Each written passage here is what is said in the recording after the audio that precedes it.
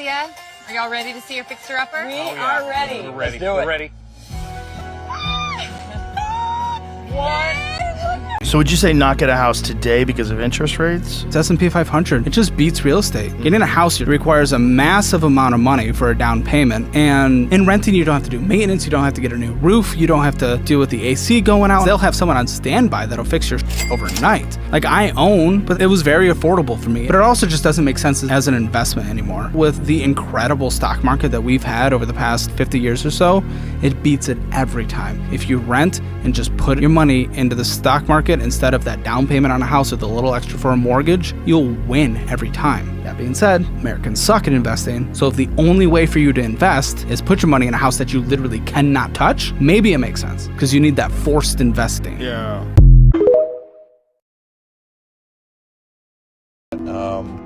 Average stuff here.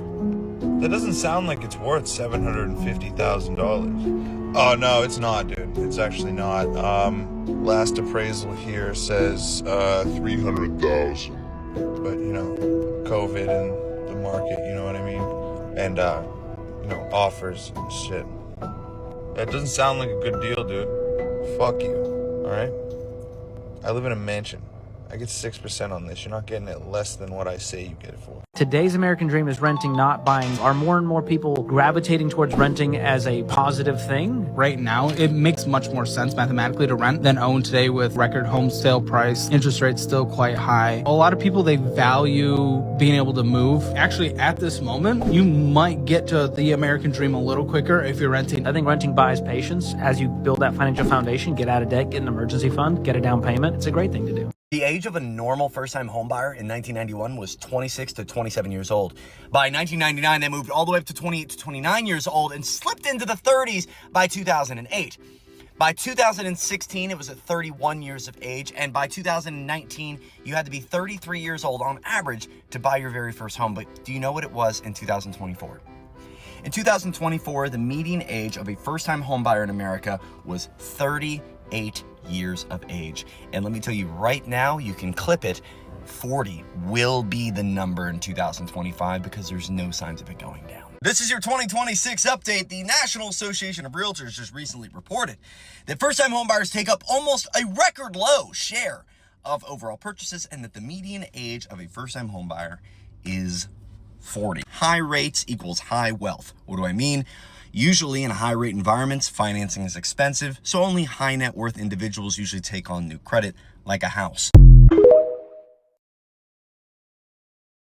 Is buying a home in today's economy a good investment? I want to show you some of the hidden costs of buying a home so you and your family can make a decision. I don't want to encourage or discourage you to buy a home. I just want to do this as a thought experiment and show you some numbers. So let's say you buy a $450,000 home, you put down $50,000 and you get a loan for $400,000 at a 6.5%. In 30 years, your home could be worth $1.4 million. So you sit back and go, I bought this for $450,000, it's worth $1.4 million. What a great deal, what a great investment. But there's some hidden costs. If you do not refinance that $400,000 loan at 6.5% or make extra principal payments, it's going to cost you over $500,000 in interest. So you have $500,000 in interest, $450,000 home, that's $950,000. So you go, okay, Freddie, $950,000, but it's still worth 1.4 potentially. So that's a really good deal. But there's also hidden costs. We have property taxes. Property taxes could be about $150,000 over 30 years. Homeowners insurance could be another $150,000 over 30 years. The big one is maintenance. You're gonna have to replace the appliances, the roof, the HVAC, hot water tanks, cement work, toilet seats, light fixtures, potentially windows. That could run you another $200,000. And remodeling, turning the nursery into a bedroom, the bedroom into an office, getting new furniture, new countertops, new sink, new floors as you start making money in your career. That could run you $50,000 to $100,000. So this home could really cost you about $1.4, $1.5 million and you break even, hence the reason people call it a forced savings account. But here's some good news. Your home is now paid off and it could be worth $1.4, $1.5 million. You have access to that money if you need it. You now have a lower overhead when you're on a fixed income for retirement. And when you pass, you could potentially give this to your children. So there are pluses and you had a great time owning this house and it's yours. But the mistake I want people to try to avoid is don't get into a house you can't afford and be house poor and neglect your retirement. If you can afford all of this, make sure that you can afford that while also heavily investing into your retirement. But my point is start getting into the mindset of homeowner plus investment or renter plus investment, but owning a house because the price is so high and the interest rate is so high at the moment. I just wanted to share all these hidden costs so that you and your family can make a decision that's right for you. Woo, look at that. you gonna live in a place like that? That would be my home. Oh, and it is lovely, just beautiful. You know, you are quite a decorator. It's amazing what you've done with such a modest budget. I like that boulder. That is a nice boulder. Over 200,000 home foreclosures so far in the United States of America in 2026. All right, Joe, we are now seeing the housing market absolutely fall apart as 227,000 properties were foreclosed on just in the first half of this year. This marks a 21% increase from last year, and we're only halfway through the year. And at the same time, we're also seeing home sellers outnumber home buyers by 630,000, which is now the largest gap ever recorded in history.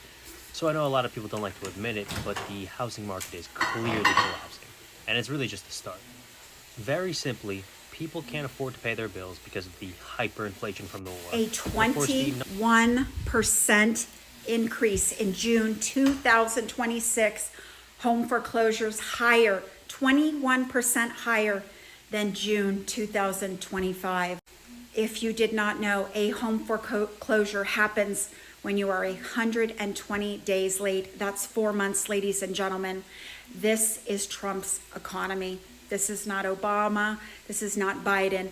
And by the way, it is bad for the economy and it is bad for the people who are having their homes foreclosed. Incidentally, most of the home foreclosures are happening in red states, particularly Georgia right now. Economy is collapsing every single day. I want to remind everyone, this is 100% self-inflicted. It did not need to be this way. Economic policy started with tariffs, firing 2 million people, inflation, the Iran war, and it's not even at the 2-year mark, ladies and gentlemen. Buckle up, things are going to get much worse. The typical 250-year collapse of capitalism. Drop your comments below. Ben Shapiro says, if you're an American who cannot afford to live here, maybe you shouldn't live here. But if we take a look at the data, it will show that the US housing market has reached its most unaffordable levels in history, which means no one is able to afford buying a home, and we could see a 80 to 90%. My grandparents bought a house in the 50s for $10,000. My dad bought a house. It was like $13,000. He bought a house for $13,000 when he made $22,000. Now people make $65,000 and the house is $2,200. It's impossible that you ever own a home.